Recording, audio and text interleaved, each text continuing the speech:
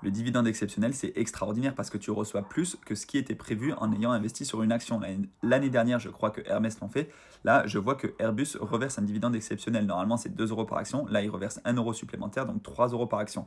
Après, ça fait un rendement qui est quand même pas hyper intéressant parce que c'est 1,8%. Mais finalement, l'action est quand même à 167 euros et sur les 5 dernières années, elle est en croissance, même si l'action Airbus a pris cher pendant la crise du Covid. Là, quand même, on est remonté sur des plus hauts historiques. Et finalement, même si cette année, c'est quand même assez compliqué, mais c'est compliqué de manière générale sur les marchés financiers, il faut quand même que vous investissiez, que ce soit sur des actions à croissance, des actions à dividendes, des ETF pour être ultra diversifié. En gros, pour ceux qui ne savent pas, un ETF, ça va te permettre d'investir dans un panier d'actions. Tu vas acheter un produit comme une action, mais à l'intérieur, tu auras une exposition à, par exemple, 500 entreprises américaines ou aux 40 plus grosses sociétés françaises, etc., en fonction de l'ETF que tu choisis. Et tout ça, tu peux le faire sans aucun frottement fiscal si c'est dans le PEA. En fait, tu peux faire des allers-retours, recevoir des dividendes, etc.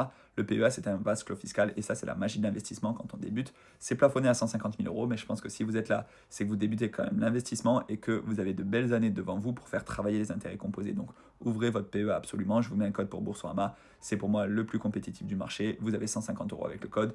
Vous pouvez aussi aller l'ouvrir dans une banque traditionnelle, mais les frais seront exorbitants et franchement, ça va ronger votre performance sur long terme. Après, il y a d'autres banques en ligne aussi où il y a des PEA très intéressants, Fortunéo, Trade Republic, Bourse Direct, etc. Je vous invite tout simplement à comparer.